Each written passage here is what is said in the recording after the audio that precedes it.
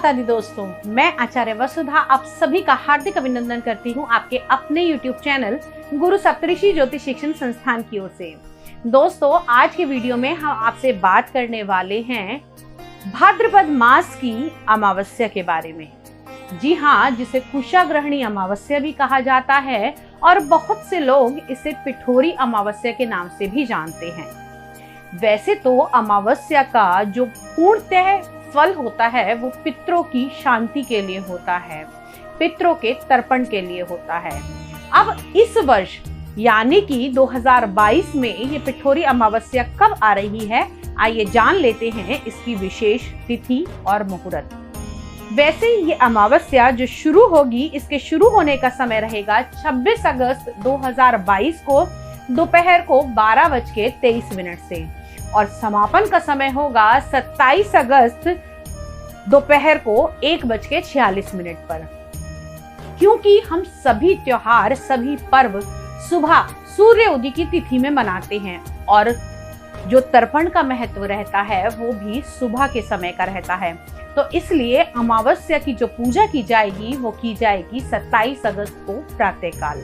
इस दिन दो शुभ योग भी बन रहे हैं, जिसमें एक योग है शिव योग और दूसरा है अभिजीत मुहूर्त।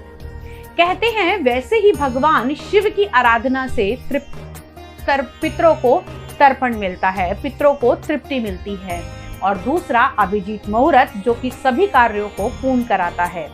इस दिन यदि आप भगवान शिव को काले तिल दूध में मिलाकर अर्पित करते हैं तो आपके पितरों की शांति होती है। ये तो है सभी अमावस्याओं के लिए, लेकिन कुशाग्रहणी अमावस्या का अपना एक विशेष महत्व है। इस दिन कुशा को एकत्र किया जाता है। 7 पत्तियों वाली कुशा अगर आपको कहीं से मिल जाती है तो वो सर्वोत्तम मानी जाती है। इस दिन कुशा एकत्र करके पूरे वर्ष के लिए रखी जा सकती है। इस दिन पांडित्य कर्म करने वालों के लिए कुशा का एकत्रण बहुत ही महत्वपूर्ण होता है। कहते हैं जब तक पंडित हाथ में कुशा की बनी हुई पाती नहीं पहनाते तब तक पूजा पूर्ण नहीं मानी जाती, या फिर मैं कहूँ कि कुशा का होना किसी भी पूजा कार्य में अत्यधिक महत्वपूर्ण होता है। क्यों है कुशा का इतना महत्व, क्या है इसके पीछे कहानी, आज आपको वो भी बताऊंगी। तो दोस्तों, सबसे पहले जान लेते हैं कि कुशा को इतना पवित्र क्यों माना जाता है। कहते हैं कुशा अमृत तुल्य होती है। सूर्य ग्रहण के दौरान या चंद्र ग्रहण के दौरान पहले के समय में अगर जो अनाज के बर्तन होते थे उन पर भी कुशा लपेट दी जाती थी, क्योंकि कहा जाता था कि इससे सूर्य ग्रहण या चंद्र ग्रहण का दोष अनाज पर नहीं पड़ता। जी हाँ, आपने ये तो सुना था कि तुलसी का पात्र डालने से भी चीजें बच जाती हैं, लेकिन अगर कुशा से भी ढक दिया जाए तब भी अनाज के ऊपर नकारात्मक प्रभाव नहीं आता।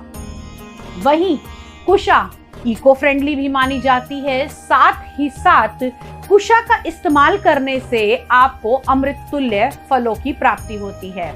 आपने देखा होगा कि यदि हम मंदिर में या कहीं भी पूजा करते हैं तो आसन जो होता है वो कुशा का बना होता है।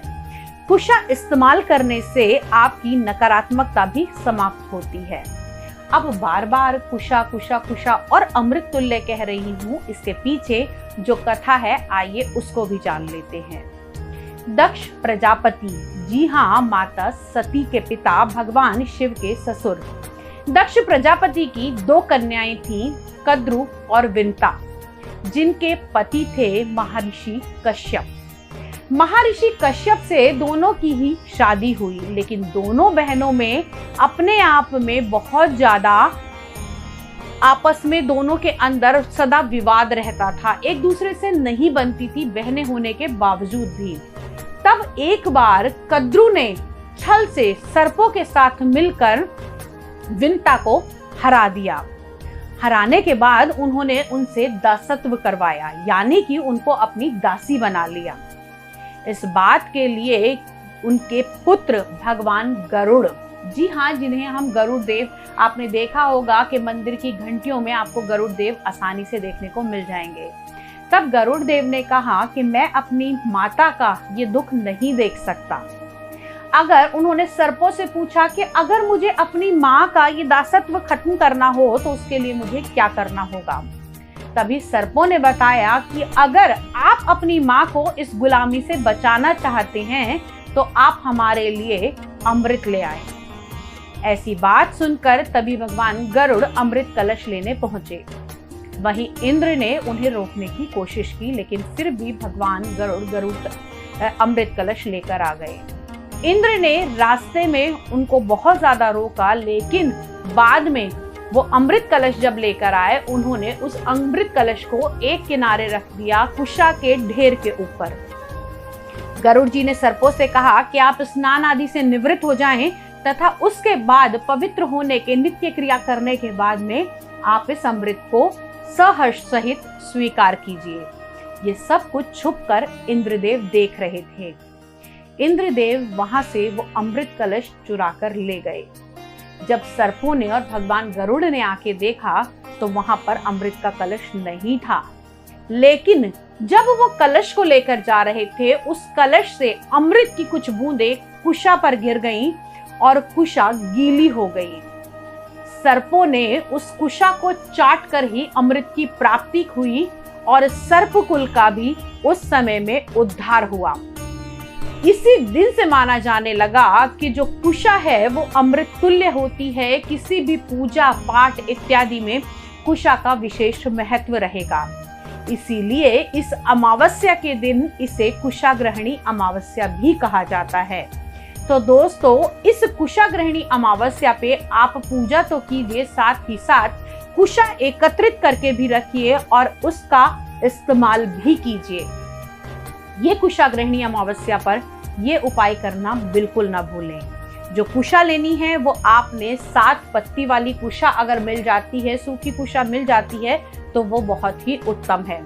और साथ ही साथ इस दिन कुशा एकत्र करने से आपके घर में पूरे वर्ष धन संपत्ति, यश, कीर्ति और सबसे बड़ी बात, ये कुशा आपको रोगों से भी मुक्त कराएगी। इस कुशा की आप एक डंडी से इस प्रकार का पात्र बनाइए जिससे डेली आप अपने घर में पूजा किया हुआ जल छिड़क सके।